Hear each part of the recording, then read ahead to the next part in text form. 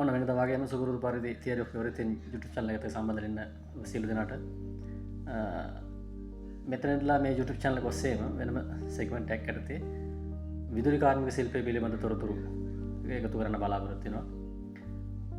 ඒ කියන්නේ විදුලි කාර්මික ශිල්පය කොහොමද අපේ ජීවිතේ අපි සාමාන්‍ය මට්ටමින් කොහොමද ඒක සකස් කරගන්නේ කාගේ හරි ටෙක්නීෂියන් කෙනෙක්ගේ උදව්වක් නැතුව අනේ කාරණා පිළිබඳ ඔබත් එක්ක තොරතුරු ඒ කරන ක්‍රමවේදය පිළිබඳ තොරතුරු ඔබත් එක්ක බෙදා ගන්න බලාපොරොත්තු වෙන මේ වීඩියෝ සීරීස් එකක් විදියට ඉතින් රැඳෙන දිගටම වීඩියෝ එකත් එක්ක අද කතා කරනවා ෆෑන් එකක රෙගියුලේටර් කොහොමද පිච්චිලා තිබුණා ඒ මට ගෙතින් කතා කරා ඉතින් ගෙදරට ගියාන් පස්සේ ෆෑන් එකේ දෝෂයක් තමයි කිව්වේ කොහොමද අපි ෆෑන් එකේ දෝෂය හඳුනාගත්තේ කොහොමද ඒක නිවැරදි කරගත්තේ කියන එක පිළිබඳව අපට තොරතුරු ඉදිරිපත් කරන්න බලාපොරොත්තු වෙනවා. රැඳෙන දිගට වීඩියෝ එකත් එක්ක ඔබ දන්න අපි දන්න තොරතුරු සමාජගත කරනවා. ඉතින් ඔබට සහ ඔබේ යාළුවන්ට වැදගත් වෙයි කියලා හිතනවා නම් වීඩියෝ එක ෂෙයා කරන්න, ලයික් කරන්න, කමෙන්ට් කරන්න. දිගටම රැඳිලා ඉන්න Theory of Everything YouTube channel එකත් එක්ක. එහෙනම් යමු වීඩියෝ එකට. ඔන්න බලන්න.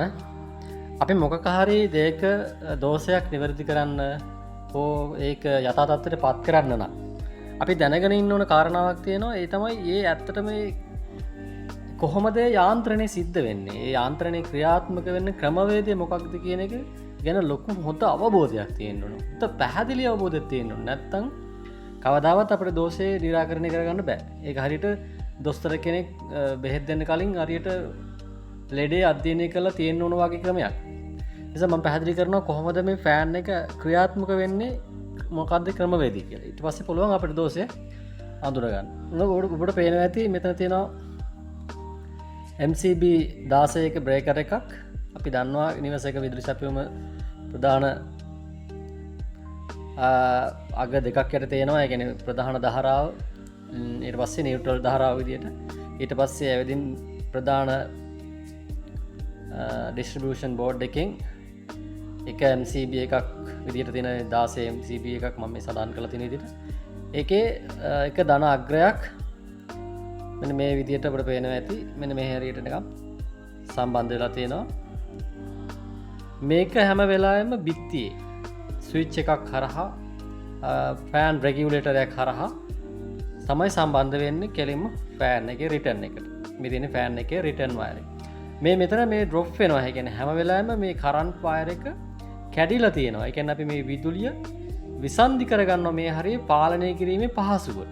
අපි මේක බිත්තියේ සවි කරලා තියෙන්නේ. මෙතනින් හැම වෙලාවෙම කරන්නේ විදුලිය සම්බන්ධ කිරීම සහ ඩිස්කනෙක්ට් කිරීම. එතනින් ඇත්තටම බලාපොරොත්තු වෙන අපට ඕන වෙලාවට ඕන වේගයකින් මේ හරිය මේ හසුරුවා ගැනීම පහසුවක්. මෙතන ස්විච් එක.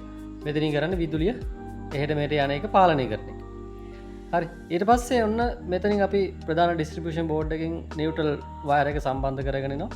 ඒ වයර් එක කෙලින්ම සම්බන්ධ වෙන්නේ ෆෑන් එකේ අනිත් අග්‍රයට. මේක කිසිම ස්විච් එකක් සම්බන්ධ වෙන්නේ නැහැ. කෙලින්ම ෆෑන් එකේ නියුට්‍රල් වයර් එකට තමයි සම්බන්ධ වෙන්නේ. ඊට පස්සේ එර්ත් වයර් එක ප්‍රධාන ඩිස්ට්‍රිබියුෂන් බෝඩ් එකේ එර්ත් බාර් එකට සම්බන්ධ වෙනවා. ඕක තමයි ෆෑන් එකක් වැඩ කරන සර්කල් එක.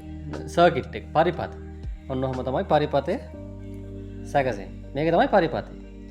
ඒතර මේ පරිපථය තමයි ෆෑන් එකක් වැඩ කරන පරිපථය. එතකොට මේ ෆෑන් එකේ දෝෂ හඳුනා ගන්න නම් අපි පළවෙනියෙන්ම ඩිස්ට්‍රිබියුෂන් බෝඩ් එකේ ඉඳන් පටන් ගන්න ඕන. විදුලිය එතන ඉඳලා ප්‍රධාන මේන් ස්විච් එක, ට්‍රිප් ස්විච් එක, ඊට පස්සේ MCB විදියට පියවරෙන් පියවරට පරීක්ෂා කරගෙන තමයි එන්න ඕනේ. ඊට පස්සේ අපි ෆෑන් රෙගියුලේටරේ, ඊට පස්සේ මෙතනින් ආවට පස්සේ මෙතන කැපැසිටර් එක සම්බන්ධ වෙනවා. ඒ කැපැසිටරේ ඒ වගේ මෙන්න මේ පිළිවෙලට ඔන්නෝ පරිපථයේ දිගේ තමයි අපි හැම වෙලාවෙම පරීක්ෂා කර ඉන්න.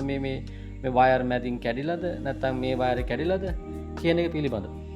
ඔන්න ඔය පරිපථය හැම වෙලාවෙම පරිපථයේ විදිහට පවතින්න ඕනේ. ඒතකොට විතරයි අපිට විදුලි සම්බන්ධතාවය ක්‍රියාත්මක වෙන්නේ. එහෙනම් මේක අක්‍රිය වෙනවා කියලා කියන්නේ මේ තැනක කොහේ හරි තැනක් අවුල් වෙලා තියෙන්නේ. ඉතින් පැහැදිලි ඇති මේ කියපු කාරණාව කොහොමද ෆෑන් එකක් වැඩ කරන්නේ කියන කාරණා. මේක දැනගත්තා නම් අපිට පුළුවන් මේ ක්‍රමවේදය ඔස්සේ මේකේ දෝෂය පියවරෙන් පියවරට අනුගමනය කරලා දෝෂය निराකරණය කරගන්න. හරි. අපි බලමු කොහොමද මේ වීඩියෝ එකේ විදිහට කොහොමද දෝෂය निराකරණය කරගත්තේ කියලා. ඔන්න අපි කලින් සඳහන් කරගත්තාට පරිපතේ විදිහටම අධ්‍යයනය කරගෙන ආවා. දෝෂයේ තිබුණ රෙගියුලේටරේ ළඟ. රෙගියුලේටරේ ඔන්න ඔය රෙගියුලේටර් කොටස ගිනි අරන් දැවිලා තිබුණා පිච්චිලා. ඒ නිසා රෙගියුලේටරේ ක්‍රියා විරහිත වෙලා පරිපතේ අක්‍රිය වෙලා පරිපතේ කොටස විසන්දු වෙලා තිබෙන නිසා තමයි වෑන් එක ක්‍රියාත්මක වීම සිද්ධ වෙලා තිබුණේ. නිසා අපි මෙතනින් වෙන් කරගත්තා පරිපතෙන් රෙගියුලේටරේ අලුත් රෙගියුලේටරයක් ගෙනත් තිබුණා ඒගොල්ලෝ. හරි ඒක මේ තියෙන රෙගියුලේටර් එක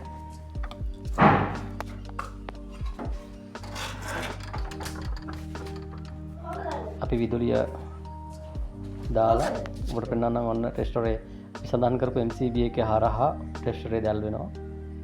ඒ වගේමයි මේ තියෙන ටෙස්ටරේ දැල් වෙන්නේ නැති අග්‍රේ ෆෑන් එකේ රිටර්න් වයර් එක. ඔය වයර් දෙක එකට ගෑවුවනම් ෆෑන් එක වැඩ කරනවා. නමුත් රෙගියුලේටර් එක හරහා ක්‍රියාත්මක වෙන්නේ හැම වෙලාවෙම පාලනය කිරීමේ පහසුවට සහ වේගය පාලනය කර ගැනීමේ කාරණාව සඳහා.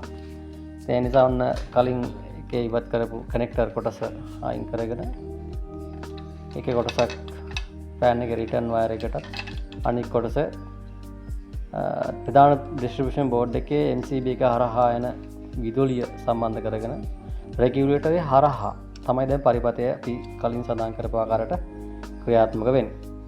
දැන් ඔන්න පරිපතය විදිහට සම්පූර්ණයි. ඉතින් මේ අවස්ථාවක මම සඳහන් කරන්න ඕන අනිවාර්යයෙන්ම ඔබේ ආරක්ෂාව වෙනුවෙන් කටයුතු කරන්න, විදුලිය විසන්ධි කරලා තියාගන්න, සපත්තු දෙකක්, සැරප්පු දෙකක් හැම වෙලාවෙම පාවිච්චි කරලා ඔබ ආධුනිකයෙක් නම් හැම වෙලාවෙම විදුලිය පිළිබඳ හොඳ අවධානයෙන් ආරක්ෂාව වෙනුවෙන් තමන්ගේ සේෆ්ටි වෙනුවෙන් කටයුතු කරගන්න ක්‍රියාත්මක වෙන්න.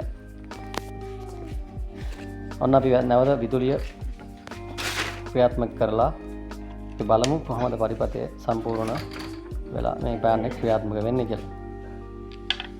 ඔන්න ආකාරයට ප්‍රධාන වශයෙන් 1 2 3 4 5 වශයෙන් ධාරාවේ වේගය රෙසිස්ටන්ස් එක හරහා තමයි ඔය ධාරාව වැඩි කරගෙන යන්නේ. ඒ නිසා අනුව ඔන්න ෆෑන් එක අඩු වැඩි කරගෙන ක්‍රියාත්මක කරගන්න පුළුවන්.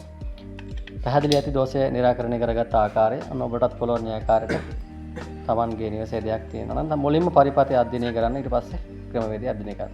එහෙනම් සියලු දෙනාට සුබ දවසක්.